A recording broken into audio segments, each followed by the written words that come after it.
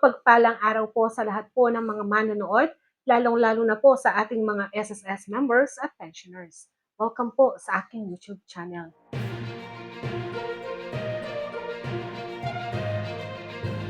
Sa video po na ito, magkakaroon po tayo ng tutorial kung paano po ang pagbabayad ng SSS contribution sa GCash. Ang unang hakbang po na gagawin natin, login muna kayo sa my.sss portal ninyo at doon po kukuha tayo ng PRN. Pagkatapos pong makuha ang PRN, pupunta naman po tayo sa GCash at doon po natin babayaran ang SSS contribution. Panoorin po ang video, step-by-step tutorial. Sa inyong cellphone, hanapin ang My SSS at i-click lang ito. Ilagay ang inyong user ID at password at i-click lang ang login.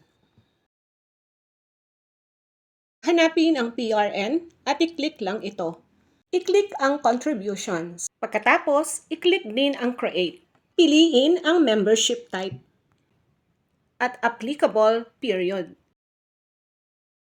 Sunod, ilagay ang halaga ng inyong contributions sa SSS.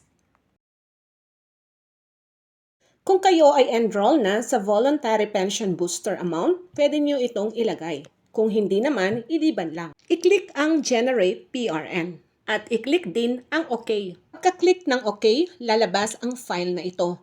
Pwede nyo itong screenshot kasi gagamitin nyo ito sa pagbayad sa GCash. Ngayon, pumunta naman tayo sa GCash para bayaran ang ating contribution sa SSS gamit ang na-screenshot natin kanina. Login lang sa GCash.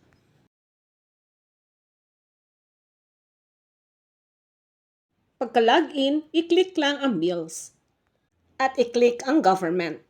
Hanapin ang SSS contribution at i-click lang ito.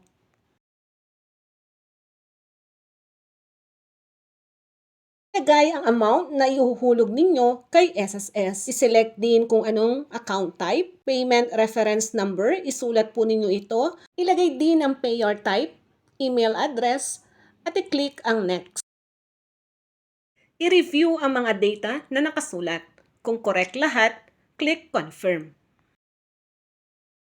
I-download nyo po ang payment receipt na ito para ma-save po ninyo sa future reference. Yan lamang po ang ating information sa ngayong araw na ito. Have a nice day and God bless us all. Ito po ang inyong lingkod, Pro Information Hub.